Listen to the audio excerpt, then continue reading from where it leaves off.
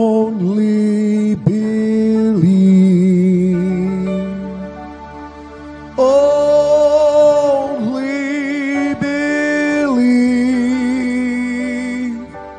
and all things are possible. Only believe. My Lord, I believe. Yes, I believe. My Lord, I believe Amen. that all things are possible. My Lord, I believe. And we all believe. My Jesus is here. My Jesus is here. And all things are possible. My Jesus is here. My Jesus is here. Thank you, Lord. My Jesus is here. And all things are possible. My Jesus is here. Praise Lord. Hallelujah. దేవుని నామమున స్తోత్రములు. కూడి వచ్చిన మీ అందరికీ యేసుక్రీస్తు నామమున శుభవందనాలు. ఈ సమయంలో పరిశుద్ధ గ్రంథము వైపు తిరుగుదాము. ఇర్మియా గ్రంథము 25వ అధ్యాయము 3వ వచనము నుండి చదువుదాం. ఆమోను కుమారుడును యూదా రాజునైన యోషియా 13వ సంవత్సరము మొదలుకొని నేటి వరకు ఈ 23 సంవత్సరములు యెహోవా వాక్కు నాకు ప్రత్యక్షమగుచూ వచ్చెను. నేను పెందలకాడ లేచి మీకు ఆ మాటలు ప్రకటించుచూ వచ్చినను మీరు వినకపోతిరి. మీ చేతి పనుల వలన నాకు కోపము పుట్టించకుండునట్లును నేను మీకు ఏ బాధను కలగజేయకుండునట్లును అన్య దేవతలను అనుసరించుటయు వాటిని పూజించుటయు వాటికి నమస్కారము చేయుటయు మాని మీరందరూ మీ చెడ్డ మార్గమును మీ దుష్ట క్రియలను విడచిపెట్టి తిరిగిన ఎడల యెహోవా మీకును మీ పితరులకు నిత్య నివాసముగా దయచేసిన దేశములో మీరు నివసింతురని చెప్పుటకై యెహోవా పెందలకాడే లేచి ప్రవక్తలైన తన సేవకులందరినీ మీ యొద్దకు పంపుచూ వచ్చినను మీరు వినకపోతిరి. వినుటకు మీరు చెవి యొగ్గకుండా ఉంటిరి. అయితే మీకు బాధ కలుగుటకై మీ చేతుల పనుల వలన నాకు కోపము పుట్టించి మీరు నా మాట ఆలకింపకపోతిరని యెహోవా సెలవిచ్చుచున్నాడు. సైన్యములకు అధిపతియగు యెహోవా ఇలాగు సెలవిచ్చుచున్నాడు. మీరు నా మాటలను ఆలకింపకపోతిరి గనుక నేను ఉత్తర దేశములోనున్న సర్వజనములను నా సేవకుడైన నెబుకద్నెజరును బబులోను రాజును పిలువనంపించుచున్నాను. ఈ దేశము మీదకిని దీని నివాసుల మీదకిని చుట్టూనున్న ఈ జనులందరి మీదకిని ఈ జనులను శాపగ్రస్తులుగాను విస్మయాస్పదముగాను అపహాస్పదముగాను ఎప్పటికీ పాడుగాను ఉండజేసెదను. సంతోషనాదమును ఉల్లాస శబ్దమును పెండ్లి కుమారుని స్వరమును పెండ్లి కుమార్తె స్వరమును చిరగటి రాళ్ల ధ్వనిని దీపకాంతిని వారిలో ఉండకుండా చేసెదను. ఈ దేశమంతయు పాడుగాను నిర్జనముగాను ఉండును. ఈ జనులు 70 సంవత్సరములు బబులోను రాజునకు దాసులుగా ఉందురు. యెహోవా వాక్కు ఇదే. 70 సంవత్సరములు గడిచిన తర్వాత వారి దోషములను బట్టి నేను బబులోను రాజును ఆ జనులను కల్దీల దేశమును శిక్షింతును. ఆ దేశము ఎప్పుడూ పాడుగా ఉండునట్లు నియమింతును. నేను ఆ దేశమును గూర్చి సెలవిచ్చిన మాటలన్నీయు ఇర్మియా ఈ జనములన్నిటిని గూర్చి ప్రకటింపగా ఈ గ్రంథములో వ్రాయబడి అంతయు ఆ దేశము మీదకి రప్పించెదను. ఏలయనగా నేను వారి క్రియలను బట్టియు వారి చేతి కార్యములను బట్టియు వారికి ప్రతీకారము చేయునట్లు అనేక జనములను మహారాజులను వారి చేత సేవ చేయించుకొందురు. చాలండి, ప్రార్థన చేద్దామండి. స్తోత్రములు ప్రభువా, మహిమగల రాజా, మీకే స్తుతులు స్తోత్రములు చెల్లించుకొనుచున్నాం. అయ్యా, ఇప్పటిదాకా నీ ప్రియబిడ్డలు పాటల ద్వారా నిన్ను స్తుతించారు. చప్పట్లు కొట్టుచు వాయిద్యాలు వాయించుచు కంఠస్వరాల ద్వారా నీకు మహిమను తెచ్చారు ప్రభువా. అతి ప్రాముఖ్యమైన సమయంలోనికి మేము వచ్చి ఉన్నాము ప్రభువా. ఈ గడియ వాక్యం మాకివ్వండి ప్రభువా. ప్రస్తుత కాలానికి సంబంధించిన వర్తమానం ఇవ్వండి ప్రభువా. మేము ఎక్కడ నివసిస్తున్నామో, ఎక్కడ మేము ఉన్నామో, మా పరిస్థితి ఏమై ఉన్నదో అయ్యా మేము చూడగలిగేలాగా నీ పరిశుద్ధాత్మ ఇక్కడ సంచరించునుగాక. ప్రతి ఒక్కరి మీద నీ ఆత్మ దిగునుగాక ప్రభువా. ప్రతి ఒక్కరు కూడా పరిశుద్ధాత్మ చేత ప్రేరేపించబడుదురుగాక. సహాయమును దయచేయి ప్రభువా. మీరే కొద్ది నిమిషాలు మాతో మాట్లాడండి ప్రభువా. మమ్మల్ని ప్రభువా నీ చేతులకు సమర్పించుకొంచుండగా ప్రభువా, అయ్యా నిశ్చయముగా నీ రక్తము క్రిందకి మేము వచ్చి ఉండగా ప్రభువా, ఈ గడియ వాక్యము మాట్లాడండి ప్రభువా. అయ్యా నీ చిత్తాన్ని జరిగించటానికి మేమున్నాము ప్రభువా. నిన్ను సేవించటానికి ఇక్కడ ఉన్నాము ప్రభువా. నిన్ను ఆరాధించటానికి మేము ఉన్నాము ప్రభువా. అయ్యా నిన్ను ఘనపరచటానికి ఇక్కడ ఉన్నాము ప్రభువా. నీ కృప మా అందరికి తోడుగా ఉంచమని, కొద్ది నిమిషాలు మీరే మాతో మాట్లాడమని, అయ్యా వినగలిగిన చెవులు, గ్రహించగలిగిన హృదయాన్ని మా అందరికి అనుగ్రహించమని, మా మధ్య ఒక్క బలహీనుడు కూడా లేకుండా చేయమని, ఆత్మీయ వాతావరణము కలగజేయమని, మహిమ ఘనత ప్రభావాలు మీరే పొందుకోండి ప్రభువా. ఇక్కడ ప్రతి వ్యక్తిని మీరు దర్శించమని నజరేయుడైన యేసుక్రీస్తు నామములో ప్రార్థన చేసి అడిగి వేడుకొనుచున్నాము. ఆమేన్. కూర్చుందాం.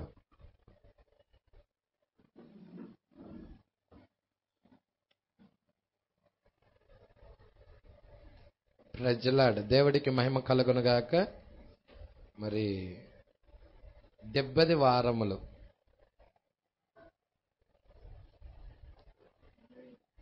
70వ వారం వేరు, 70 వారాలు వేరు.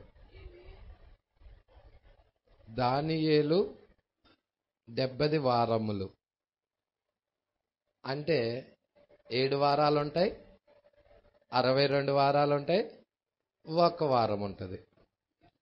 70వ వారం అంటే ఓన్లీ ఒక వారంలో చివరి వారంలో జరిగే విషయాలు ఉంటాయి. ప్రజలే మరి ఈ 70 వారములు మరి చాలా జాగ్రత్తగా మనము చూద్దాం.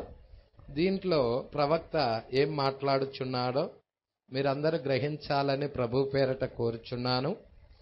దానియేలునకు గాబ్రియేలు యొక్క సూచనలు అనే వర్తమానము మనము గత కొన్ని దినాల నుండి ధ్యానం చేస్తా వచ్చాము. ఈ వారము కూడా కొంచెం ముందుకు వెళదాము. 83వ పేరా నుండి మనము చదవబోచున్నాం. మీరందరూ కూడా మెసేజ్ హబ్ ఉన్నా లేక బుక్ ఉన్నా కానీ మీరందరూ చూడాలని ప్రభు పేరట మనవి చేయుచున్నాను. 83వ పేరా నుండి దేవుడికి మహిమ కలుగునుగాక. ఇక్కడ చాలా జాగ్రత్తగా పట్టుకుందాం. చాలా ప్రాముఖ్యమైన అంశం ఇది. 70 వారాలు అనేవి చాలా ప్రాముఖ్యమైన అంశం. ఈ 70 వారాల్లోనే మనం ఎక్కడున్నామో అర్థమవుతుంది, మన స్థానం ఏమై ఉన్నది కూడా అర్థమవుతుంది. హల్లెలూయా. అందుకే ఇక్కడ ఇర్మియా ప్రవక్తకి దేవుడు యెహోవా వాక్కు ఇర్మియా ప్రవక్త దగ్గరకు వచ్చినది. ఆమోను కుమారుడును యూదా రాజైన యోషియా 13వ సంవత్సరము మొదలుకొని నేటి వరకు ఈ 23 సంవత్సరాలు యెహోవా వాక్కు ఎవరికి? ఇర్మియాకి. ప్రజల ప్రత్యక్షమగుచూ వచ్చెను. నేను పెందల కడ లేచి మీకు ఈ మాటలు ప్రకటించుచూ వచ్చినను మీరు వినకపోతే. ఇక్కడ మీరు ఒకటి గమనిస్తున్నారా? మీరు ఒకటి గమనించారా? ఇక్కడ ప్రవక్త యెహోవా వాక్కు ప్రవక్త దగ్గరకు వచ్చినది. ప్రవక్త యెహోవా వాక్కును తీసుకొని బయలుదేరి జనులకి ప్రకటించటం ప్రారంభించాడు. అయితే ప్రజలు మాత్రం వినటల్లా. ఆ పాయింట్ మీరు గమనించారనుకుంటున్నాను. ఇర్మియా దినాల్లో ఏం జరుగుతున్నదో, హల్లెలూయా, మరి నేటి దినాల్లో కూడా అది సాదృశ్యమేనా? నేటి దినానికి కూడా అది సాదృశ్యమేనా? ప్రజల అక్కడ వినినను వినకపోయినను ప్రకటించమంటున్నాడు. హల్లెలూయా.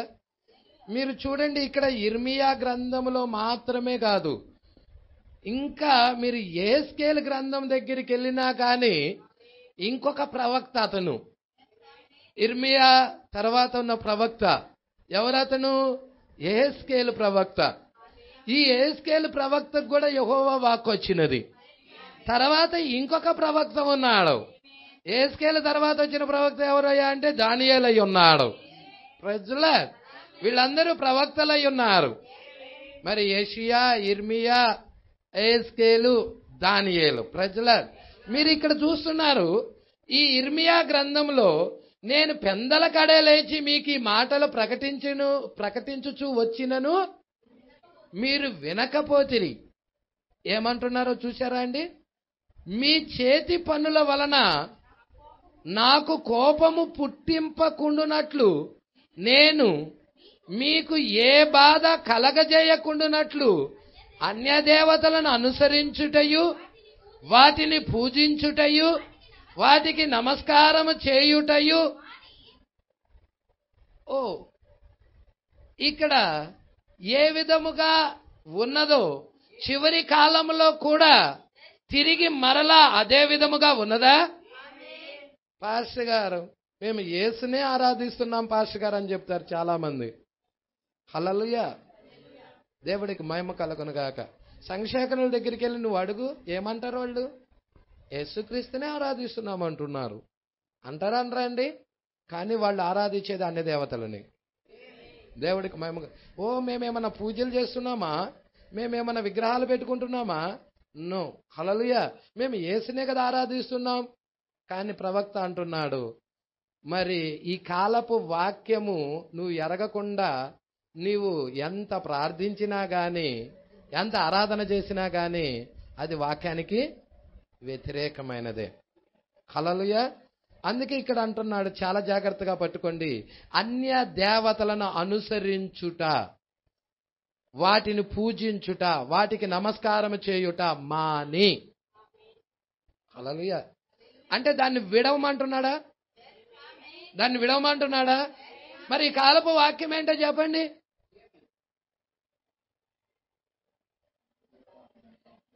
మర్మమైన బబులోని విడవమనేగా కాదా? దాన్ని విడిచి బయటికి రండి అనేగా కాదా? ఇక్కడ ఏదైతే ఉన్నదో అదే ఉన్నది. అదే ఈ కాల ప్రవక్త ప్రవచిస్తున్నాడు. నా ప్రజలారా, మీరు దాని పాపంలో పాలువారు అవ్వద్దు, దాన్ని తెగుల్లో ఏది మీకు ప్రాప్తించద్దు, దాన్ని విడిచి బయటికి రండి అని. హల్లెలూయా. అవునా కదా అండి? హల్లెలూయా. ఆ మత సంస్థలను విడిచి, సంఘ ఆరాధనలను విడిచి, ఆ నామకార్థపు భక్తిని విడిచి, ఆ విగ్రహారాధనను విడిచి, ప్రజల ఆ అన్య దేవతలను విడిచి రమ్మంటుండు. వాళ్ళేమనుకుంటున్నారా తెలుసా? మేము యేసునే ఆరాధిస్తున్నాం అనుకుంటుండ్రు. కానీ వాక్యం ఏమని చెప్తుందో తెలుసా? దాన్ని విడిచి రండి అని. హల్లెలూయా. మీరు చాలా జాగ్రత్తగా పట్టుకోండి. ప్రత్యక్షత లేకపోతే ఈ విషయాలు క్యాచ్ చేయలేరు. హల్లెలూయా. అందుకే ఇక్కడ ఏమంటున్నాడో చాలా జాగ్రత్తగా పట్టుకోండి. వాటిని అనుసరించుటయు, అన్య దేవతలు అనుసరించుటయు, వాటిని పూజించుటయు, వాటికి నమస్కారం చేయుటయు మాని. దాన్ని వదిలిపెట్టేసేయ్, మానేసేయ్. మీరందరూ మీ చెడ్డ మార్గములు, మీ దుష్ట క్రియలు విడిచిపెట్టి. ఇప్పుడు సంఘశాఖ మార్గాలన్నీ మంచి మార్గాలా, చెడ్డ మార్గాలా? చెడ్డ మార్గములు, దుష్ట క్రియలు. దేవుడి ప్లేస్లో ఏమి ఆరాధించబడతా ఉన్నాయండి? దేవుడికి ఇవ్వవలసిన ఆరాధన దేవుడికి ఇవ్వటం లేదు అక్కడ. ప్రజల ఆ నికోలాయితుల బోధ అంటే అది కాదా? నికోలాయితుల బోధ అంటే ఏంటో చెప్పండి. మనుషుని యొక్క ఆరాధనే, మనుషుని ఆరాధించటమే. హల్లెలూయా. దేవుడికి ఇవ్వాల్సిన ఆరాధనని, దేవుడికి ఇవ్వాల్సిన స్థానాన్ని దేవుడికి ఇవ్వకుండా ఒక వ్యక్తికి ఇవ్వటమే. ప్రజల దేవుడికి మహిమ కలుగును గాక. హల్లెలూయా. ఇవన్నీ నీకు కనబడతానే ఉంటాయి. మీరు జాగ్రత్తగా పట్టుకోవాలని ప్రభు పేరట కోరుచున్నాను. అంటే ఇక్కడ భౌతిక సంబంధంగా నేను చూపిస్తున్నాను, ఇక్కడ సంఘకాలాల్లో ఆత్మ సంబంధంగా చూపిస్తున్నాను. హల్లెలూయా. ఆత్మ సంఘకాలాల్లోకి వచ్చేదలకే నీకు ఎఫెస్ దగ్గర నికోలాయితుల క్రియలతో ప్రారంభమైనవి. తర్వాత స్పర్ణ దగ్గరికి వచ్చేదలకే నికోలాయితుల బోధ వచ్చినది. పెర్గమా దగ్గరికి వచ్చేసేదలకే నికోలాయితులే బోధకత చట్టమైపోయినది, శాసనమైపోయినది. ఇప్పుడు ఏ సంఘానికి వెళ్తున్నా కానీ, ఏ డినామినేషన్ సంఘానికి వెళ్తున్నా అదే కనపడుతుంది. మానవుడి మీద మానవుడి యొక్క పెత్తనం. హల్లెలూయా. అదే కనపడుతుంది నీకు. దేవుడికి మహిమ కలుగును గాక. ఇక్కడ తర్వాత మనం చూస్తున్నాము, తుయితైరా దగ్గరికి వచ్చేదానికి ఏం కనపడుతుంది? స్త్రీల యెజబెల్ యొక్క మతం కనపడుతుంది, స్త్రీ పెత్తనము కనపడతా ఉన్నది. దేవుడికి మహిమ కలుగును గాక. బిలాము బోధ కనపడతా ఉన్నది. పెర్గమా సంఘకాలంలోనే బిలాము బోధ నీకు కనపడుతుంది. దేవుడికి మహిమ కలుగును గాక. మీకు ఏం కనపడుతున్నాయి? యెజబెల్ అనే స్త్రీని నువ్వు ఉండనిస్తున్నావు అంటున్నాడు. తుయితైరా దగ్గరికి వచ్చేసేదానికి దేవుడికి మహిమ కలుగును గాక. ఇవన్నీ కూడా ఎక్కడ పనిచేస్తున్నాయి? సంఘకాలాల్లో. హల్లెలూయా. ఇవన్నీ ఎరగాలంటే నీకేం కావాలి? ఆత్మ సంబంధమైన దృష్టి కావాలి. హల్లెలూయా. అందుకే ఇక్కడ మీ చెడ్డ మార్గములను మానుకొని, ఆ సంఘశాఖ ఆరాధనలు మానుకొని, ఆ క్రమాలు మానుకొని, ఇంకేమంటున్నాడండి? మీ దుష్ట క్రియలను విడిచిపెట్టి తిరిగిన ఎడల యెహోవా మాకు, మీకును మీ పితరులకు నిత్య నివాసముగా దయచేసిన దేశములో మీరు నివసింతురని చెప్పుటకై యెహోవా పెందల కడే లేచి ప్రవక్తలైన తన సేవకులందరినీ మీ యొద్దకు పంపుచూ వచ్చినను మీరు వినకపోతారు. అందరు ప్రవక్తలు చెబుతూ వచ్చినా వినకపోతారు. హల్లెలూయా. ఈరోజు చూస్తున్నారా అండి? ఎందుకు వినలేకపోతున్నారు? కారణం ఏమిటి? వారు వేరే దానితో నింపబడి ఉన్నారు. వారు వెళ్ళాల్సిన మార్గం సరిగా నేర్పించబడలేదు. అందుకే వారు వినకపోతా ఉన్నారు. దేవుడికి మహిమ కలుగును గాక. ఇక్కడ మనం వచ్చేద్దామండి. అందుకే దాన్ని దేవుడు ఏం చేస్తున్నాడంటే నిర్జనముగా, ఆ పాడుగా, దేశమంతా పాడుగా నిర్జనముగా చేయబోతున్నాడు. ఆ తరము మొత్తాన్ని కూడా ఏం చేస్తున్నాడంటే ఊడ్చిపెట్టిపోతున్నాడు. ఆ తరము గతించే వరకు ఎన్ని సంవత్సరాలు? 70 సంవత్సరాలు. 70 సంవత్సరాలు. హల్లెలూయా. మీరు చూస్తున్నారండి ఇర్మియా కాలంలో 70 సంవత్సరములు. హల్లెలూయా. ఆ 70 సంవత్సరాలు తరమై ఉన్నది. ఆ 70 సంవత్సరాలు కంప్లీట్ అయ్యేంత వరకు వారు దాసులుగా, బానిసలుగా వెళ్ళిపోతా ఉన్నారు. అదే ఇక్కడ 83వ పేరా వైపుకు నేను మిమ్మల్ని తిప్పడానికి ఇష్టపడుచున్నాను. మీరు చూడండి. ఇప్పుడు అతను ఇర్మియా 25వ అధ్యాయం చదివాను. ఇర్మియా ఏమి చెప్పదలిచినో మనం ఇర్మియా 25వ అధ్యాయం తిప్పి మనం చదివేదము. వాస్తవముగా మనము 8వ వచనము నుండి ప్రారంభిద్దాము. ఏలయనగా అది మీరు దానిని సరిగా గ్రహించవలెనని నేను కోరుచున్నాను. నేను 11వ వచనము మొదలు చదవవలనని రాసుకొని ఉన్నాను. అయితే మనము 8వ వచనము నుండి మొదలు పెడదాం. సైన్యములకు అధిపతియగు యెహోవా ఇలాగూ సెలవిచ్చుచున్నాడు, ప్రభు అయిన యెహోవా దేవుడు ఇలాగ సెలవిచ్చుచున్నాడు అను దానితో ఒక ప్రవక్త లేచి పలుకుటను నేను వినినప్పుడు దానిని నేను ఇష్టపడతాను అంటున్నాడు. హల్లెలూయా. పట్టుకుంటున్నారండి? యెహోవా ఇలాగ సెలవిచ్చుచున్నాడు అనే మాట ఎప్పుడైతే మనం వింటా ఉన్నామో ఎంతమంది ఇష్టపడుతున్నాడు యెహోవా మాట? అది యెహోవా మాట జరిగించడానికి ఎంతమంది కోరుకుంటున్నారు? అది ఎంత కఠినమైనప్పటికీ, ఎంత భారముగా ఉండినప్పటికీ అది చేద్దాం.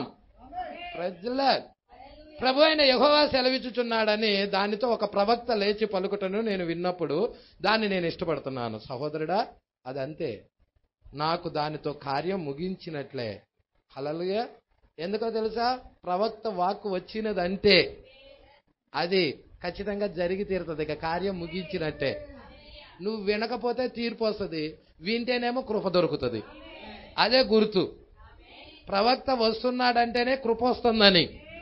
ప్రవక్త ఆ వాక్యాన్ని నువ్వు త్రోసేస్తున్నావంటే కృపను తోసేస్తున్నావని. ప్రజల ప్రవక్త వర్తమానమే కృప. ప్రవక్త వాక్యమే కృపా వర్తమానం. ఆ ప్రవక్త వాక్యాన్ని నువ్వు త్రోసేస్తున్నావంటే కృపా వర్తమానాన్ని తోసేస్తున్నావు. కృపా వర్తమానాన్ని తోసేసిన కారణాన్ని బట్టి ఇక నెక్స్ట్ ఏమొస్తుంది? కృపను తోసేసావు కాబట్టి తీర్పు కాసుకొని ఉంటుంది. ఇక్కడ ఏం జరుగుతుంది? ఇర్మియా దినాల్లో ప్రవక్తల్ని పెందల కడలేచి పంపించాడు. అయినా కానీ వారు వినలేదు. అంటే వాళ్ళు ఏం త్రోసేశారు? వారు ప్రవక్తలు దోశారనుకున్నారు. కానీ యెహోవా ఇలాగూ సెలవిచ్చుచున్నాడు అన్న మాటలు తోసేశారు. ప్రవక్త వర్తమానాన్ని తోసేశారు. ప్రవక్త వాక్యాన్ని తోసేశారు. ఎప్పుడైతే ప్రవక్త వాక్యాన్ని తోసేశారో వాక్యమే దేవుడై ఉన్నాడు. ఆ దేవుడు ప్రవక్తల్లో ముసుగు ధరించుకొని ఉన్నాడు. ఆ దేవుడు వధువులో ముసుగు ధరించుకొని ఉన్నాడు. నువ్వు చూస్తున్న శరీరము కాదు, దాని వెనకాల దేవుడున్నాడు. ప్రజల అందరు ఏమనుకుంటున్నాడు? నేను త్రోసేస్తుంది ఈ వ్యక్తిని కదా అనుకుంటున్నారు. నో సహోదరుడా, ఆ వ్యక్తి మాట ఒకటన్నాడు ప్రవక్త. ప్రవక్త ఏం చెప్తున్నాడో తెలుసా? ప్రవక్త యొక్క వర్తమానము ఒకటే అయి ఉన్నది. ఒక వ్యక్తి వర్తమానంతో వస్తున్నాడంటే అతడు వర్తమానము ఒకటే అయి ఉన్నది. ప్రజల ఎప్పుడైతే ఆ వర్తమానాన్ని రిజెక్ట్ చేస్తున్నారో సంఘము త్రోసేస్తుందో ఇక చెప్పచ్చు వారికి తీర్పుకి వెళ్ళటానికి సిద్ధంగా ఉన్నారు. వారు ఎంత ప్రార్థన చేసినా ఆ ప్రార్థన వారికి హేయమవుతుంది. మీరు కావాలంటే కీర్తనల గ్రంథంలో అనుకుంటే నేను చదివాను, అది దేవుడికి మహిమ కలుగును గాక. వారి ప్రార్థన వారికి పాపం అవుతుందని రాశాడు అక్కడ. దేవుడికి మహిమ కలుగును గాక. ఎందుకో తెలుసా? వినడాయన. ఎందుకు వినడు? నువ్వు కృపను త్రోసేస్తున్నావు. నువ్వు ఎప్పుడైతే కృపను త్రోసేస్తున్నావో, ఆ వాక్యాన్ని త్రోసేస్తున్నావో, ఇక నీకు మిగిలిన్నది ఒకటే, తీర్పు సింహాసనాన్ని కలుసుకోవటం. ప్రజల అందుకే మనం ఎల్లప్పుడూ కృపా సింహాసనాన్నే కోరుకోవాలి. ప్రభువా, నీ కృపను నేను త్రోసివేయను. ప్రభువా, నీ కృపను నేను వేడుకుంటాను. నీ కృపను నేను కోరుకుంటున్నాను. నీ కృపను విడిచి నేను ఉండలేను. ప్రజల నీకు ఇష్టమున్నా ఇష్టం లేకపోయినా దాని మీద నువ్వు నిలబడినప్పుడు అది నీకు మేలు చేస్తుంది. కొన్ని మాత్రలు మనం మింగేటప్పుడు చేదుగా ఉంటాయి, అవునా? చేదుగా ఉండేటప్పుడు ఆ మాత్రలు మనం మింగాలంటే కష్టంగా ఉంటుంది, కానీ ఆ మాత్ర మన శరీరానికి ఎంతో మేలు చేస్తుంది. చేదుగా ఉన్నా కానీ అది మనకి మేలు చేస్తుంది. అందుకే వాక్యము కూడా అంతే. వాక్యము ఒక్కోసారి అది మనల్ని కొట్టొచ్చినట్టుగా ఉంటుంది, మనకు అది కరుకుగా ఉంటుంది. మన ఆలోచనలకి ఆ వాక్యము ఒక రకంగా ఎలా ఉన్నదంటే మనతోనే ఆ వాక్యము ఫైటింగ్ చేసినట్టుంటుంది. అయితే అది కొంచెం చేదుగా ఉన్నా కానీ అది మనకు మేలవుతుంది. హల్లెలూయా. ఆ మాత్రం మనకి చేదుగా ఉన్నా కానీ మనకు మేలవుతుంది. అందుకే ప్రవక్తలు వర్తమానం తీసుకొని వచ్చినప్పుడు అక్కడ ఉన్న ఇజ్రాయేల్ ప్రజలంటే ఏం చేశారు? వాళ్ళు ఏం చేశారండి? వినలేదు, త్రోసేశారు. వాళ్ళ సొంత కార్యాలు చూసుకున్నారు, పెడచెవుని పెట్టారు, దానిలో సమయం గడపటం లేదు, దాని గురించి విచారించడం లేదు, దాని గురించి అధ్యయనం చేయడం లేదు. ప్రజల్లో వినటం లేదు, హల్లెలూయా, తిరగటం లేదు. దేవుడికి మహిమ కలుగును గాక. అందుకే అంటున్నాడు చూడమ్మా, సైన్యములకు అధిపతికి యెహోవా ఎలాగూ సెలవిచ్చుచున్నాడు, మీరు నా మాట ఆలకింపకపోతిరి గనుక నేను ఉత్తర దేశంలో ఉన్న సర్వజనులను. ఇదేంటి? దేవుడు ఒక అన్యుడు యొక్క రాజును, అన్యరాజును, ఒక విగ్రహారాధికుడిని దేవుని సేవకుడు అని ఎందుకంటున్నాడు? ఈయనేమన్నా యెహోవానేమన్నా ఆరాధిస్తున్న వ్యక్తి నెబుకద్నెజరు? చెప్పండి నాకు. నెబుకద్నెజరు యెహోవానేమన్నా ఆరాధిస్తున్న వ్యక్తి?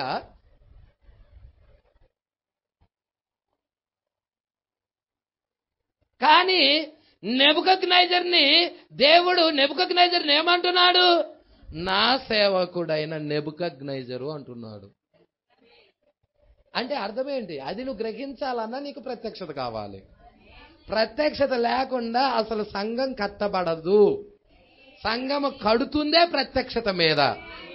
ప్రజలా, ఇప్పుడు దేవుడు ఉద్దేశాన్ని, దేవుడు కార్యాన్ని నెరవేర్పు చేయటానికి దేవుడు ఒక కరుకైన అన్యరాజులు లేపాడు. కరుకైన వ్యక్తి, క్రూరుడు అన్యరాజును లేపాడు. ఎప్పుడు? తన బిడ్డలు మాటింటలేదు కాబట్టి, తన జనులు మాటింటలేదు కాబట్టి, తన ప్రజలు వాక్యము నుండి విరుద్ధంగా ఈపు చూపిస్తున్నారు. దేవుడి ఆరాధనకి బదులుగా మనుషుల పారంపర్య ఆచారాలు ఎక్కువైపోయినాయి.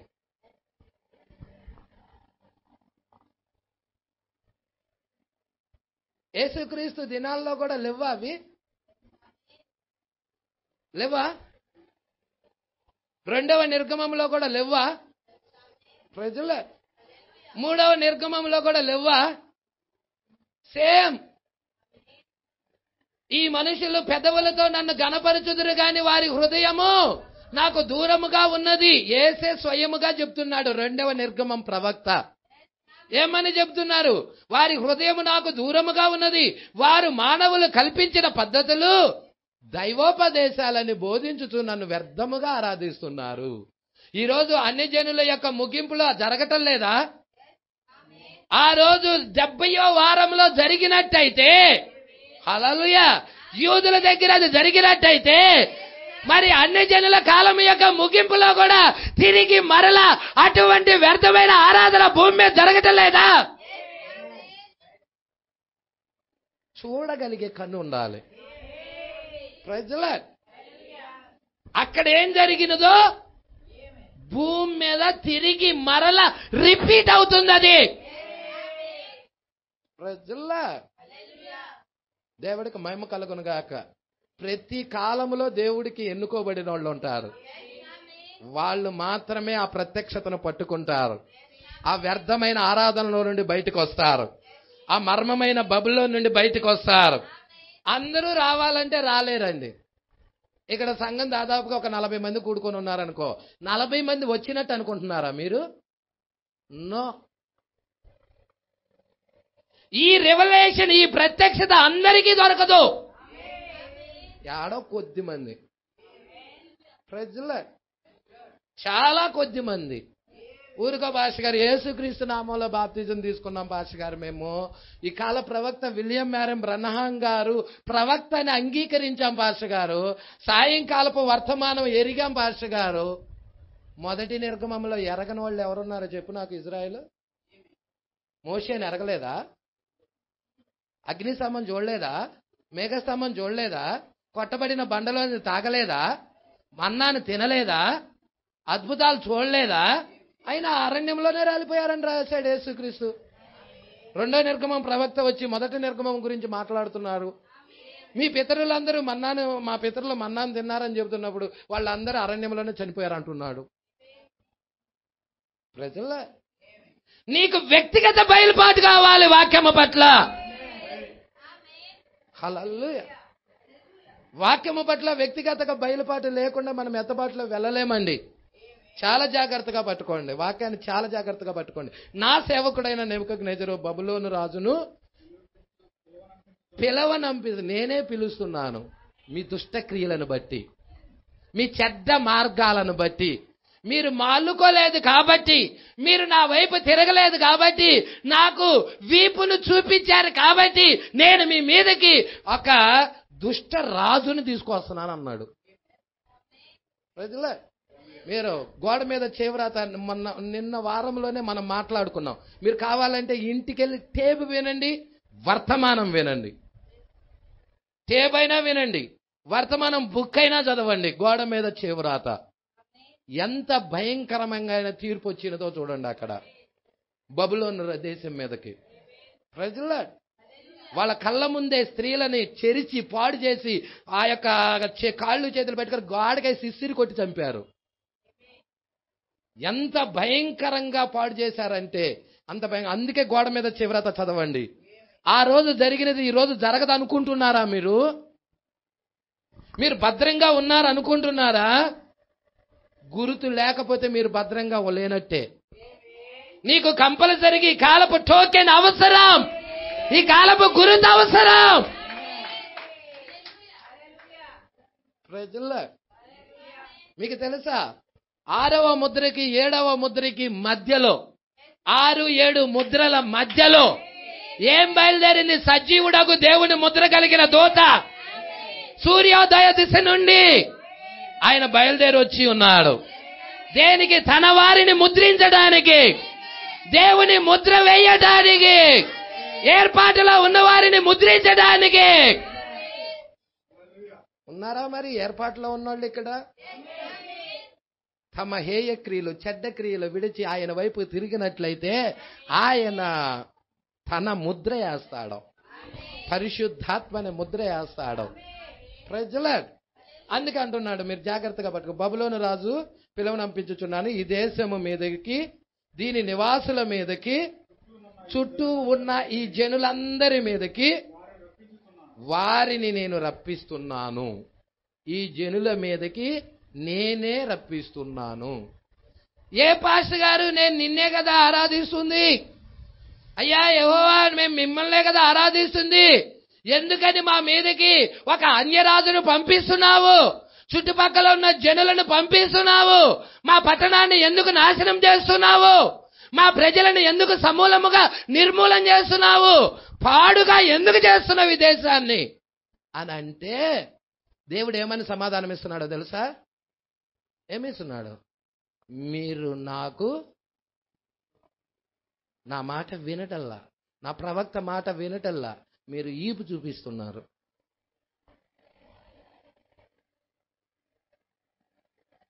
ఈరోజు ఎంతమంది ఈ వర్తమానానికి వీపు చూపిస్తున్నారో, ప్రజల ఎంతమంది ఈ వర్తమానాన్ని రిజెక్ట్ చేస్తున్నారో, ఎంతమంది ఈ వర్తమానాన్ని పెడచెవును పెడుతున్నారో.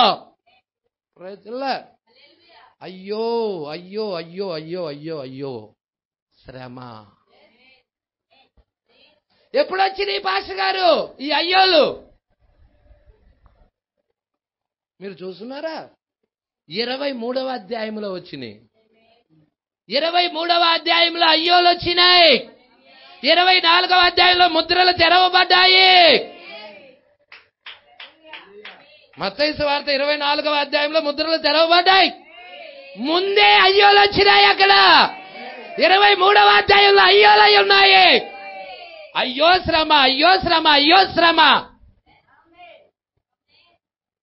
ప్రజల అవునా అవునా అండి? పట్టుకుంటున్నారా? నేను చదువుతుంది మీకు కావాలంటే మత్తయి సువార్త 23 చదువుకోండి. అయ్యోలో కాదు. ఇంటికెళ్ళి నాకు అందుకే బైబిల్ గురించి మీకు గ్రిప్ ఉండాలి. ఎక్కడ ఏ లేఖనం ఉన్నదనేది గ్రిప్ ఉండాలి. ప్రవక్త ఎక్కడ చెప్తున్నాడు, దీనికి దానికి ప్రవక్త చెబుతున్న వాక్యానికి సంబంధం ఏమిటా నువ్వు వ్యక్తిగతంగా ఎరగాలిది. ప్రజల అందుకే అంటున్నాడు జాగ్రత్తగా పట్టుకోండి. ఈ దేశం మీదకి, దీని నివాసుల మీదకి, చుట్టూ ఉన్న ఈ జనులందరి మీదకి నేను వారిని రప్పిస్తున్నాను. ఈ జనులు బాబా వినని ఈ ప్రజలు ఏమవుతున్నారు? శాపగ్రస్తులు. ఎవరు వాళ్ళండి? ఇజ్రాయేల్ ప్రజలతో మాట్లాడుతున్నాడు. ఈ జనులు శాపగ్రస్తులుగాను, విస్మయాస్పదముగాను, అపహాస్పదముగాను, ఎప్పటికీ పాడుగాను ఉండజేసేదను. చూసారా అండి? ఆ తరము మొత్తము గతించేంత వరకు పాడుగా ఉండిపోయింది. ఆ 70 సంవత్సరాలు. హల్లెలూయా. ఆ తరం మొత్తం పూర్తిగా ఇదైపోయింది అనమాట.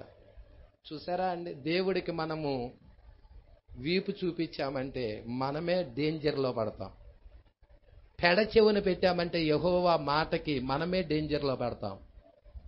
ప్రజలా జాగ్రత్తగా భయభక్తులతో వాక్యాన్ని వినాలి. వర్తమానాన్ని ఏం చెప్తుందా గ్రహించాలి. ముందు గ్రహించాలి. ఆ తర్వాత గ్రహించకుండా నువ్వు నిర్ణయం తీసుకోలేవు. ముందు నిర్ణయం తీసుకునే ముందు నువ్వు గ్రహించాలి. ఆ తర్వాత నువ్వు సరైన నిర్ణయం తీసుకొని దేవుడితో నడవగలవు.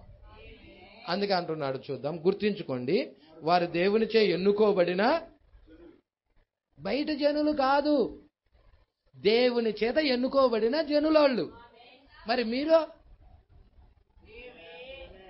మనం కూడా దేవుడి చేత ఎన్నుకోబడిన జనులమేనా? మరి వారి మీదకి తీర్పు వస్తే నిన్ను వదిలిపెడతాడు అనుకుంటున్నావా? వారిని వదిలిపెట్టని దేవుడు నిన్ను వదిలిపెడతాడని అనుకుని భ్రమలో బ్రతుకుతున్నావా? సొంత జనులను, దేవుడి చేత ఎన్నుకోబడిన జనులను దేవుడు విడిచిపెట్టలేదు. దేవుడు ఉగ్రత వారి మీదకి వచ్చినది. దేవుడి యొక్క తీర్పులు వారి మీదకి వచ్చాయి. నీవు ఈ కాల వర్తమానంతో నడవకపోతే, ఈ వాక్యంతో నువ్వు జీవించకపోతే మరి మన గృహానికి కూడా ఆ తీర్పు రాదా? ఈ వాక్యంతో నడవకపోతే మనకు కూడా రాదా? ప్రవక్త చెప్పిన వాక్యంతో నడవకపోతే రాదా? వాళ్ళు వీపు చూపించారు, వినలేదు కాబట్టే, వారు ఆ ప్రవక్తల మాటలు ఆలకించలేదు కాబట్టే, దాన్ని జరిగించలేదు కాబట్టే, దాని ప్రకారంగా మారు మనసు పొంది తిరగలేదు కాబట్టే దేవుడు ఆ పట్టణం మీదకి తీర్పు తీసుకొచ్చాడు. మరి అన్ని జనుల పట్టణమైన మన మీదకు ఈరోజు సంఘ శాఖల్లో నుండి మనం ఎన్నుకోబడ్డామని చెప్తున్నాం. మనల్ని దేవుడు ఎన్నుకున్నాడని చెప్తున్నాం. ఏర్పాటు చేయబడ్డామని చెప్తున్నాం. మరి సహోదరుడా, అక్కడ ఎన్నుకోబడిన జనుల మీదకే తీర్పు వచ్చింది. మరి మన మీదకి రాదని నువ్వు అనుకుంటున్నావా? ఈ వాగ్దాన వాక్యాన్ని నెరవేర్చకపోతే నీ మీదకు కూడా వస్తుంది. హల్లెలూయా. నీ కుటుంబం మీదకు కూడా వస్తుంది, నీ గృహం మీదకు కూడా వస్తుంది. హల్లెలూయా. ఇదేంటి పాస్టర్ గారు, తీర్పుల గురించి చెప్తావేంటి పాస్టర్ గారు? దీవెనల గురించి చెప్పమంటే ఆశీర్వాదాల గురించి చెప్పు పాస్టర్ గారు. అవన్నీ సంఘశాఖలో చెప్తానే ఉంటారు, నువ్వు ఎలా జీవించినా ఆశీర్వదించబడతావని. కానీ ఇక్కడ అలా కాదమ్మా. ఇది నిన్ను సరిచేసే వర్తమానం, భక్తిని నేర్పించే వర్తమానం. ఇది యేసుతో నడవాలి. యేసుతో నడవటానికి మనల్ని మనం ప్రతిష్ఠించుకున్న వర్తమానం. హానోకు దేవుడితో నడిచినట్టుగా నోవాహు నడిచినట్టుగా, అబ్రహాం నడిచినట్టుగా, ఏలియా నడిచినట్టుగా, బ్రనాన్ గారు నడిచినట్టుగా, అపోస్తలులు నడిచినట్టుగా వధువు కూడా నడవాలి. నేను దేవునితో నడవటానికి ఇష్టపడుచున్నాను. నా జీవితాన్ని దేవుడితో కట్టుకోవడానికి ఇష్టపడుచున్నాను. ఆయన మాటను వినటానికి, ఆయన మాటను జరిగించడానికి నేను కోరుకుంటున్నాను. హల్లెలూయా. సంగమా పట్టుకుంటున్నావా? దేవుడికి మహిమ కలుగును గాక. ప్రవక్త మాటే దేవుని మాట. అందుకే ఈ కాల ప్రవక్త ఏం చెప్పాడు అనేది జాగ్రత్తగా పట్టుకోవాలి. హల్లెలూయా. చాలా మందికి తెలియదు వాళ్ళు పాపములో ఉన్నారన్న సంగతి కూడా. అందుకే అంటున్నాడు, చాలా జాగ్రత్తగా పట్టుకోండి. గుర్తించుకోండి, వారు దేవునిచే ఎన్నుకోబడిన జనులు. వారిని గూర్చియే యెహోవా చెప్పుచున్నాడు. వారిని గూర్చియే చెబుతున్నాడు. ఎన్నుకోబడిన జనులకి ఏమి జరిగినదో, ఏర్పాటు ఎన్నుకొనబడని హల్లెలూయా ఆ బబులోను సామ్రాజ్యానికి ఏం జరిగినదో మొత్తం రాశాడు దీంట్లో. 70 సంవత్సరాలు బానిసలుగా వెళ్ళిన తర్వాత, ఆ 70 సంవత్సరాలు గడిచిన తర్వాత బబులోను సామ్రాజ్యానికి కూడా ఏం జరిగిద్దో రాశాడా? రాయలేదా? ఏం జరిగిద్దని రాశాడు చెప్పండి.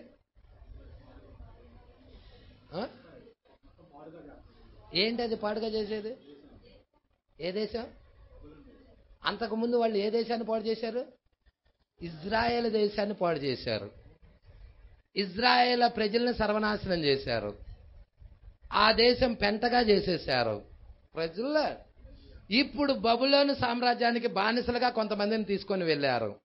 ఇప్పుడు ఈ బబులోను సామ్రాజ్యానికి ఏం జరగబోతుందో కూడా తెలియాలి. 2 పాయింట్లు. లోకానికి ఏం జరగబోతుంది, వధువులో ఉండి వధువు వాక్య ప్రకారంగా జరిగించని వాడికి ఏం జరగబోతుంది. 2 పాయింట్లు.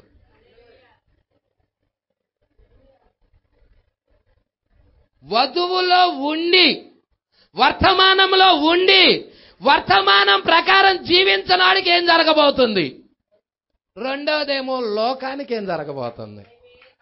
లోకం జీవించటల్లా జీవిస్తుందా? హల్లెలూయా. వీరు ఎన్నుకోబడిన వారు ఇజ్రాయేల్ ప్రజలు. మరి వారి మీదకి తీర్పు వచ్చింది, ఉగ్రతలు వచ్చినాయి, పట్టణం మీదకి వచ్చింది, జనుల మీదకి వచ్చినది, దేశం మీదకి వచ్చినది. ఈరోజు మెసేజ్ సంఘం అని చెప్పుకుంటున్న వాళ్ళకి ఏం జరగబోతుంది. మెసేజ్ సంఘం అని చెప్పుకుంటున్న వాళ్ళకి ఏం జరగబోతుంది. మెసేజీలో జీవించకుండా, వర్తమానంలో జీవించకుండా ప్రవర్తిస్తున్న వారికి ఏం జరగబోతుంది. ఆ గుర్తు లేని వారికి ఏం జరగబోతుంది. నెక్స్ట్ 2వ పాయింట్ ఏంటయ్యా అంటే, లోకానికి ఏం జరగబోతుంది.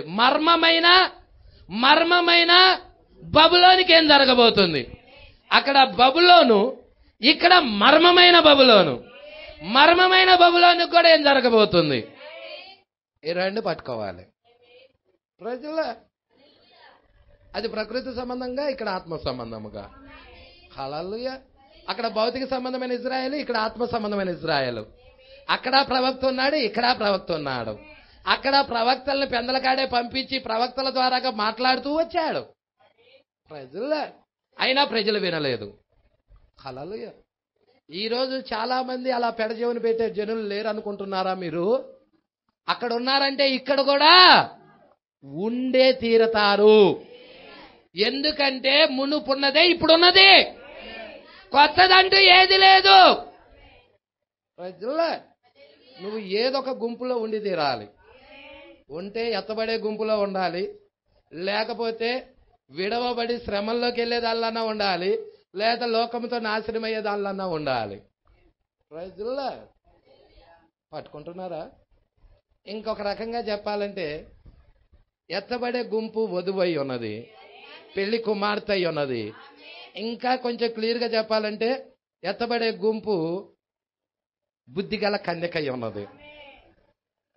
బుద్ధిగల కన్యక ఎత్తబడే గుంపేనా? బుద్ధి లేని కనుక నిద్రిస్తున్న కన్యక విడవబడిన గుంపు శ్రమల్లోకి వెళ్తుంది. కానీ శ్రమలు పొంది ప్రాణం పెట్టుకొని చనిపోయి రక్షించబడుతుంది, 1000 ఏళ్ల పాలల్లో ఉండదు. హల్లెలూయా. కానీ మూడోది ఏంటంటే మహావేశ, తీర్పు, లోకం మీదకి తీర్పు. బబులోనికి ఏం జరిగినదో అదే జరగబోతుంది. పట్టుకుంటున్నారా? కాబట్టి చాలా జాగ్రత్తగా ఈ వర్తమానం మీరు పట్టుకోవాలి. ఇక్కడ ఏమంటున్నారు? వారిని గురించి ఆయన చెప్పుచున్నాడు, వారు నాస్తికులు కారు, వారు సంఘ సభ్యులు. ఎవరండి? నాస్తికులు కాదు, విగ్రహారాధికులు కాదు, ఇజ్రాయేల్ ప్రజలండి, సంఘ సభ్యులు.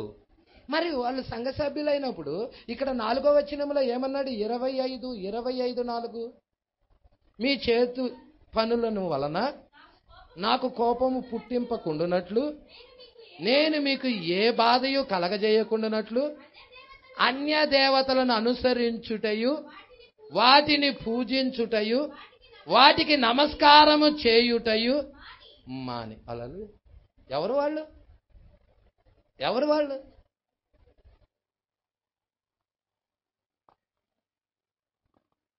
ఈరోజు భక్తి ముసుగులో ఏం జరుగుతుందో అక్కడ క్లియర్గా చెప్పాడు. హల్లెలూయా. అక్కడ ఆరాధిస్తుంది అన్య దేవతలని. ఈరోజు క్రైస్తవ ముసుగులో సాతాను ఆరాధించబడుతున్నాడని ప్రవక్త క్లియర్గా చెప్తున్నాడు. ప్రజల సాతాను ఆరాధించబడుతున్నాడా క్రైస్తవ్యం యొక్క ముసుగులో? ఎస్, నిజం. మీరు కావాలంటే కొన్ని వర్తమానాల పేర్లు చెప్తాను. ఆ వర్తమానాలు, ప్రవక్త చెప్పిన వర్తమానాలు ధ్యానం చేయండి. క్రైస్తవ్యము మరియు అన్యత్వము 1. 2 సాతాను యొక్క ఏదేను. పట్టుకుంటున్నారా? సాతాను యొక్క ఏదేను, ఈ దుష్ట యుగపు దేవత. ఈ వర్తమానాలు ధ్యానం చేయండి, వినండి. Must and should. దేవుడికి మహిమ కలుగును గాక. ఈరోజు ప్రజలు దేవుణ్ణి ఆరాధిస్తున్నామని చెబుతూ అపవాదిని ఆరాధిస్తున్నారు. క్రైస్తవ ముసుగులో అపవాది సాతాను ఆరాధించబడుతున్నాడు జనుల చేత. అందుకే దాన్ని విడిచి, ఆ అన్య దేవతలను విడిచి బయటికి రండి అని ఈ కాల ప్రవక్త కేకేరబడతా ఉన్నది. హల్లెలూయా.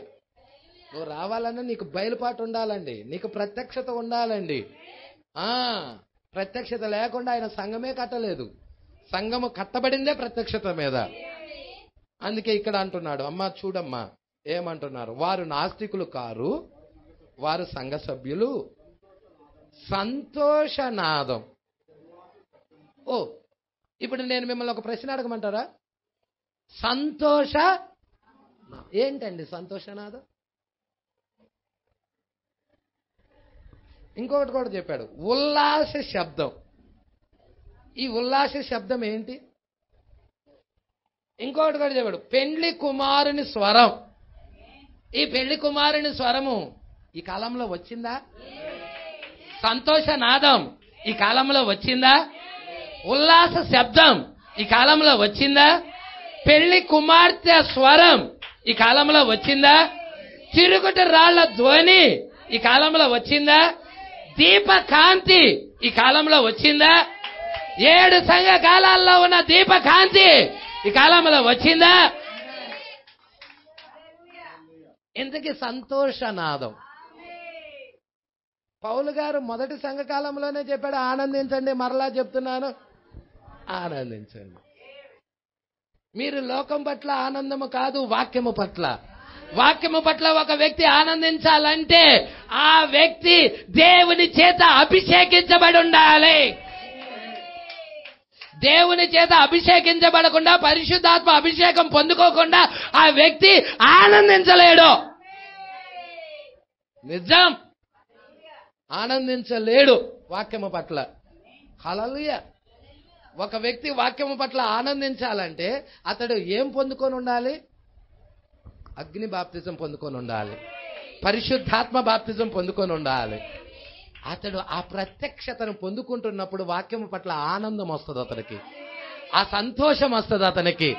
అందుకే మీరు చూస్తే 3వ ముద్రలో ఆ యొక్క నల్ల గుర్రం మీద స్వారీ చేసే వ్యక్తితో మాట్లాడుతున్నాడు, నూనెను ద్రాక్షారసమును పాడు చెయ్యొద్దు. ఏంటి నూనె? పరిశుద్ధాత్మ.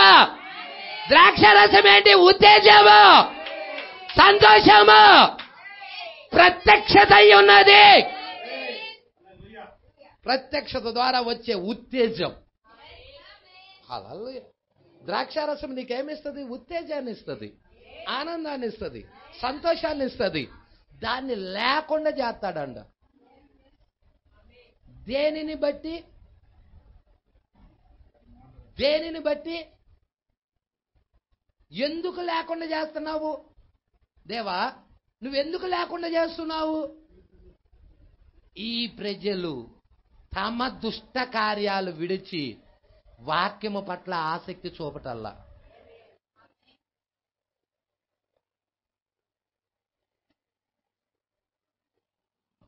ఆ రోజు చెప్పిన దేవుడు ఈ రోజు చెప్పడా? అది వారికిలే పాస్టర్ గారు, మాకు కాదు అనుకుంటున్నావా? ప్రజలు రేపకాని మాకే, రేపకా ఎవరో కాదు, రేపకా స్త్రీ సంఘం మేమే అని చెప్తున్నాంగా.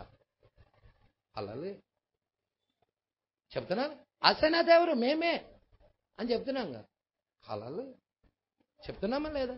రూతు ఎవరు? మేమే అని చెప్తున్నా. ఎస్తేర్ ఎవరు? మేమే. అన్నిటికీ మేమే మేమే అని చెప్పినప్పుడు దీన్ని ఎందుకు తీసుకో? ఇది కొంచెం కఠినంగా ఉంది పాస్టర్ గారు. దీవెనకరంగా ఉండేటట్టయితే తీసుకునేవాడిని. దీవెనకరంగా లేదు కాబట్టి తీసుకోవటం లేదు. అంటే చెడ్డ మాత్రలే ఉన్నా నీకు మంచివి కదా? హల్లెలూయా. కొంచెం చేదు మాత్రలు కొంచెం కఠినంగా ఉంటాయి మన జీవితాలు బాగు చేయటానికి, మన క్రమశిక్షణలో నడవటానికి, మన బ్రతుకులు బాగవటానికి, మన సరిదిద్దబడటానికి. దేవుడి చేతిలో ఒక కొరడా. ప్రజల ప్రభువా. అందుకే దావీదు మహారాజు ఏమంటున్నాడో తెలుసా? 23వ కీర్తనలో, ఆ యొక్క 23వ కీర్తనలో, నీ దుడ్డు కర్రయు నీ దండము. ఏం చెప్పాడమ్మా? నీ దుడ్డు కర్రయు నీ దండము. చదవమ్మా, చదవండి, తీసిన వాళ్ళు చదవండి త్వరగా. 23వ కీర్తనే కదండి. ఏంటి ఎత్తుక్కుంటున్నారు? గాఢాంధకారపు లోయలలో నేను సంచరించినను ఏ అపాయమునకు భయపడను. నీవు నాకు తోడైయుందువు. నీ దుడ్డు కర్రయు నీ దండమును నన్ను ఆదరించును. ఏంటి పాస్టర్ గారు? దుడ్డు కర్ర దేనికి? దండం దేనికి? ఆదరించటానికి. అంటే నువ్వు ఎప్పుడైతే ప్రవక్త వర్తమానంలో ఇలా మాట్లాడుతున్నాడు, దావీదు గొర్రెలను కాసేటప్పుడు ఓ పెద్ద గిరి గీసేవాడు. ఆ గిరి లోపల పచ్చికల దగ్గర ఆ గొర్రెలన్నీ మేపేవాడు. ఏ గొర్రెైనా గాని ఆ కంచె దాటి ఆ గిరి దాటి వెళుతున్నప్పుడు చాలా పొడగ్గా ఒక దండం ఉండేది. ఆ దండాన్ని తీసుకొని ఆ గొర్రె మెడకేసి లాగేవాడు. ఒక క్రైస్తవుడు కూడా లోకంలోకి వెళ్ళిపోతుంటే, పాపంలోకి వెళ్ళిపోతుంటే వాక్యం అనే దండము తీసుకొని దేవుడు కూడా విశ్వాసి మెడకేసి లోనికి లాగుతా ఉన్నాడు, వాక్యంలోకి లాగుతా ఉన్నాడు. అయినా ఈ గొర్రె వింటలేదనుకో, నేను వెళ్ళేదే, నేను ఈ మందలో నుండి ఎందుకు ఉండటం అని అది అమాంతంగా ఆ యొక్క కంచి దాటి వెళ్ళేటప్పుడు ఆయన దగ్గర ఒక దుడ్డు కర్ర ఉంటది. దండాన్ని ఉపయోగించాడు ఫస్ట్. అయితే దండానికి మాట వింటలేదు. ఈ గొర్రెలు చాలా తెలివిగల గొర్రెలు. అయితే ఈ గొర్రెలు విననప్పుడు ఆ దావీదు ఆ గొర్రెని ప్రేమిస్తున్నాడు కాబట్టి, మన దావీదైన యేసుక్రీస్తు కూడా ఈ గొర్రెలను ప్రేమిస్తున్నాడు కాబట్టి, ఈ గొర్రెల కోసం ఆయన దగ్గర దుడ్డు కర్ర ఉన్నది, ఆయన దగ్గర దండం ఉన్నది. ఆ దుడ్డు కర్ర తీసుకొని మనం ఎప్పుడైతే లోకంలోకి వెళ్తా ఉంటున్నామో, పాపంలోకి వెళ్తా ఉంటున్నామో, ఆ దుడ్డు కర్ర తీసుకొని ఇసిరి కొడతాడు. వేసి కాలుకేసి కొట్టడం కాలు టపక్క తిరిగిద్ది. ఇప్పుడు అదే పరిగెత్తలేదు, కంచి దూకలేదు. ఎందుకు దూకలేదు పాస్టర్ గారు?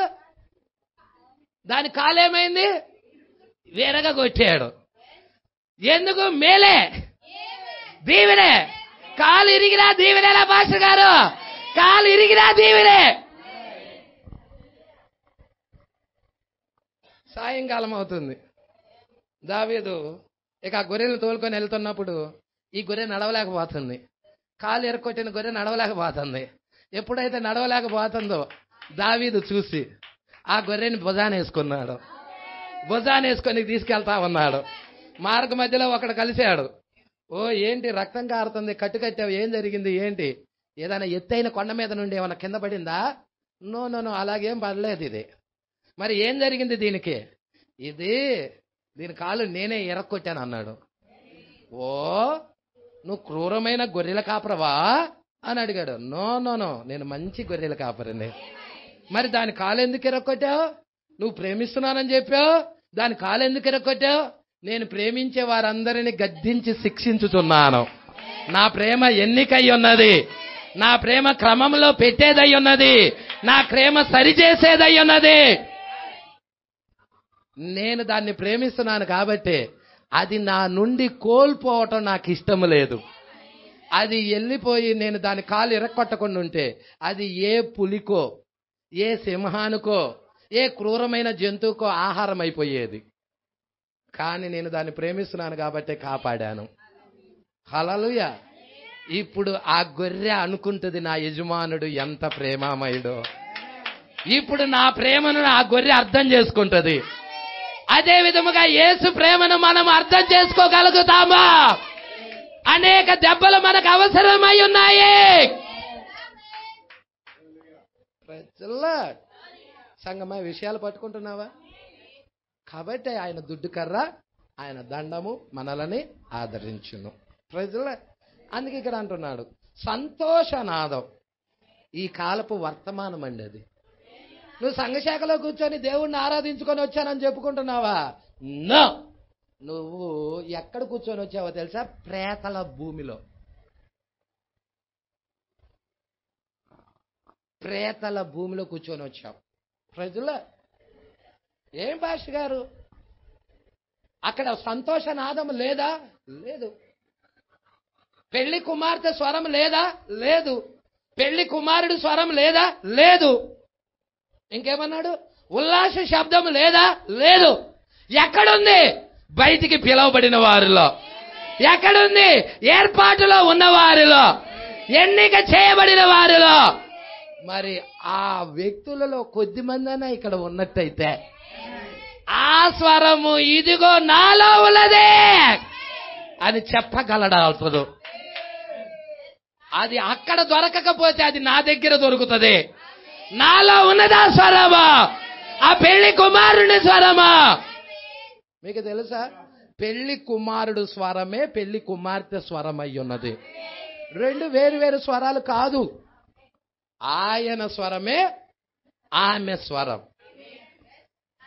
హల్లెలూయా.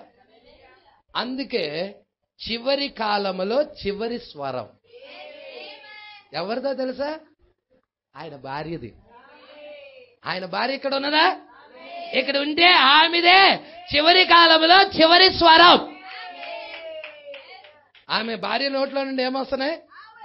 థండర్స్, ఉరుములు వస్తున్నాయి. ఉరుములు వస్తున్నాయి.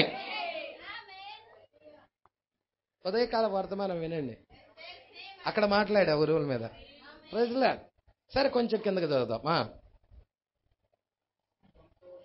సంతోషనాదము, ఉల్లాస శబ్దము, పెళ్లి కుమారుని స్వరము, పెళ్లి కుమార్తె స్వరము, తిరగటరాల ధ్వని, దీపకాంతిని ఇవన్నీ లేకుండా చేశాము. ఇవన్నీ లేకుండా ఉంటే వాడు బతికుండి కూడా చచ్చినోడితో సమానం. ఉపయోగం ఏంటండి? హల్లెలూయా. నువ్వు జీవించుతున్నావని పేరున్నది కానీ అది దానికి సంబంధించిన వాళ్ళు అనమాట. అది సార్థి సంకాలంతో చెప్పాడు కదా. కొంచెం ముందుకు వెళ్దాం. ఈ రోజుల్లో మనకున్న విధముగా ర్యాక్ అండ్ రోల్ డాన్సులు మరియు రిక్కీ మరియు ఎల్విస్ ప్రిస్కీ వాయిద్య సంగీతాలు మరియు ఓ హల్లెలూయా వీటిల్లోనే గడుపుతున్నారు. రాక్ అండ్ రోల్, ఎల్విస్ ప్రిస్కీలు సంగీత విద్వాంసములు, హల్లెలూయా ఊగి ఊగి సంగీతాలు. దేవుడికి మహిమ కలుగును గాక. సంగమా పట్టుకుంటున్నారా? ఏంటి? దేవుడు తీర్పుకి హెచ్చరికలు. అన్యజనుల పట్టణం మీదకి దేవుడు ఉగ్రత తీసుకొచ్చే ముందు అన్యజనుల పట్టణం ఇలాంటి వాటితో మునిగిపోయింది. ఆ రోజు దేవుడు పట్టణం అలాంటి వాటితో మునిగిపోయింది కాబట్టి దేవుడు అక్కడ మీదకి తీర్పు తీసుకొచ్చాడు. అయ్యే కార్యాలు ఈ రోజు మన మధ్య కూడా జరుగుతున్నాయి అనుకో, వాళ్ళని విడిచిపెట్టని దేవుడు నిన్ను నన్ను విడిచిపెడతాడా? ప్రజలా అందుకే అంటున్నాడు చూడండి, ర్యాక్ అండ్ రోళ్ళు, రిక్కీలు, డాన్సులు, ఎల్విస్ ప్రిస్కీలు, వాయిద్య సంగీతాలు, ఇలాంటి ఎన్నో ఈ దేశము పాడుగా ఉండును. ప్రవక్త కేక వేయుట వినండి. ప్రవక్త కేక వేస్తున్నాడు. ఏ ప్రవక్త? మన కాల ప్రవక్త విలియం మ్యారియం బ్రదర్ గారు కేకేస్తా ఉన్నాడు. తిరుగు, మారు మనసు పొంది వెలుగు వైపుకు తిరుగు, జీవితాన్ని వాక్యానికి సరెండర్ చేయి. ప్రవక్త కేక వేయట వినండి. దేశమంతా పాడగును. ఈ యొక్క గొప్ప దేవుని సేవకుని అనుసరించుట కాదు గాని అయితే ఈ యొక్క దేశమంతయు పాడుబడునని. ఎవరు? ఏ దేశం? ఏ దేశము గురించి మాట్లాడుతున్నారు? ఎవరు మాట్లాడుతున్నారు ఇక్కడ?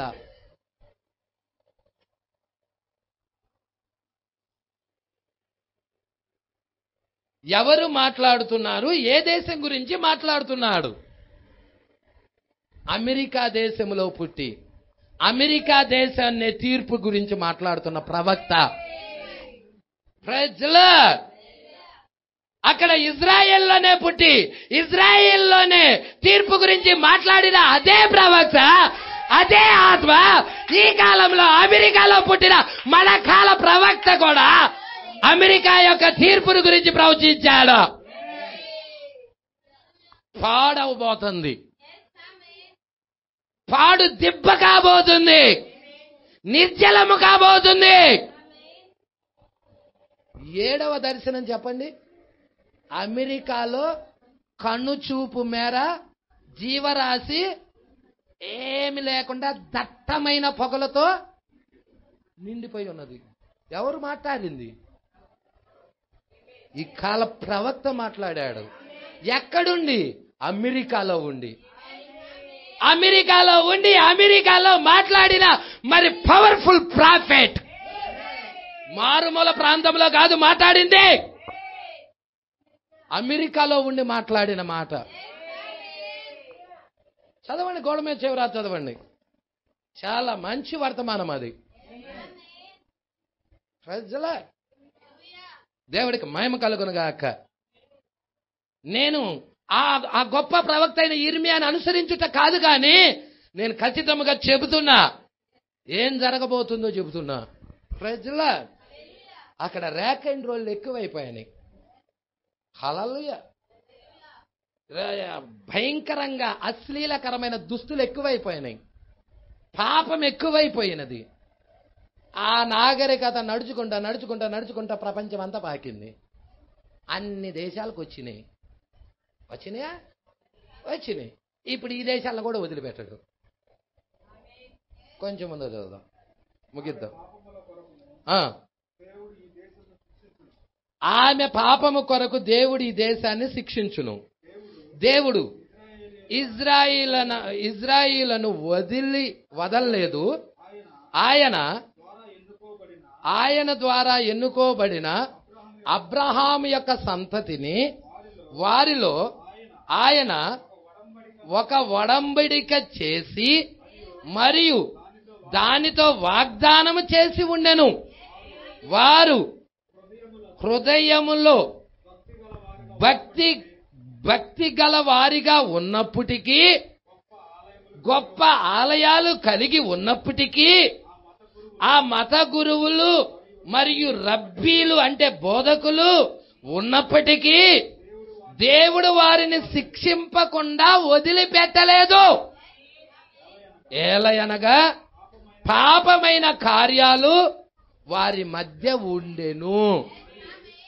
మరి వారి మధ్య పాపమైన కార్యాలు ఉంటే వారిని వదిలిపెట్టలేని దేవుడు మన మధ్య పాప కార్యాలు ఉంటే మనల్ని కూడా వదిలిపెడతాడా? వదిలిపెట్టడు. అందుకే అంటున్నాడు, ఏలయనగా మరి దేవుడు వారేమి విత్తినారో దానినే వారు కోయులాగా చేశాడు. ఏది విత్తుతామో దాన్నే కొత్తాం. నువ్వు వరితావనుకో గోధుమ కొయ్యవుగా, వరితితే వరే కొత్తావు, గోధుమ విత్తితే గోధుమే కొత్తావు, చెడ్డదాన్ని విత్తితే చెడ్డ ఫలాలే కొత్తావు, మంచి దాన్ని విత్తితే మంచే కొత్తావు. ఏది విత్తుతావో దాన్నే కోస్తావు. వాళ్ళు విత్తిందే కోస్తున్నారు ప్రజల. కావున దానినే మనము పొందెదము. అదే విధముగా వాళ్ళు ఏది విత్తారో అదే కోసారో దాన్నే మనం కూడా పొందుతాము అంటున్నాడు. అదే విధముగా ఆ విధముగానే ఉండిన ఎడల మనము దీనిలోని భావాన్ని గ్రహించగలం. 11వ వచనం, ఈ దేశమంతయు పాడుగా నిర్జనముగా ఉండును. వారిని గమనించండి. మరి చెప్పబడి ఉన్నది, అదిగో వారు చాలా గొప్పగా ఉన్నారు. ఇప్పుడు వారిని చూడండి, వాళ్ళు ఎలా ఉన్నారు? చాలా గొప్పగా ఉన్నారు. కానీ దేవుడు ప్రవచనం వచ్చేసింది అక్కడికి. బెల్షస్సర్ రాజు టైంలో కూడా ప్రజలు గొప్పగా ఉన్నారు. గోడ మీద చేవ్రాత వచ్చినది. ఈ రోజు అన్య ప్రజల దగ్గరికి కూడా గోడ మీద చేవ్రాత వచ్చినది. గోడ మీద చేవ్రాత వచ్చిన దినాల్లో మనం జీవిస్తున్నాము. ఈ జనులు 70 సంవత్సరాలు బబులోను రాజుకు దాసులుగా ఉందురు. అది జీవిత కాలమంతా, ఒక తరమది జీవిత కాలమంతా. అప్పుడు మీ యొక్క సొంత ఆశీర్వదించబడిన వృద్ధాప్యపు తల్లి ఒక చిన్న బిడ్డగా ఉన్నప్పుడు వారక్కడ దేవుడు లేకుండా ఉండిరి, సంఘము లేకుండా ఉండిరి, పాటలు లేకుండా ఉండిరి, ఏమీ లేకుండా ఆ తరము ఒక తరమంతా అక్కడే ఉండిరి. ఆ పాపము చేయుచున్న ఆ తరమంతయు ఆ జనులందరూ మరణించేంత వరకు వారు అక్కడే ఉండిరి. చూసారా అండి? యెహోవాకు ఇదే. 70 సంవత్సరాలు గడిచిన తర్వాత వారి దోషాన్ని బట్టి నేను బబులోను రాజును ఆ జనులను కల్దీల దేశమును శిక్షింతును. పట్టుకుంటా. ఇక మీరు జాగ్రత్తగా పట్టుకుంటున్నారండి. ఇది నెక్స్ట్ వారం మనం ధ్యానం చేద్దాం. దేవుడికి మహిమ కలుగును గాక. మీరందరూ కొంచెం చదువుకొని వస్తే ఇంకొంచెం గ్రహించగలరని ప్రభు పేరట మనవి చేయుచున్నాను. మీ దగ్గర హబ్ ఉన్నది, బుక్స్ ఉన్నాయి కాబట్టి మీరు చదువుకొని రావాల్సిందిగా ప్రభు పేరట మనవి చేయుచున్నాను. గుర్తుంచుకోండి, నెక్స్ట్ వారం ఇక్కడ నుండి మనం ధ్యానం చేద్దామండి. యెహోవా వాక్కు ఇదే. 70 సంవత్సరాలు గడిచిన తర్వాత బబులోనీయులకు ఏం జరగబోతుందో దాన్ని మనం చూడబోతున్నాం. హల్లెలూయా.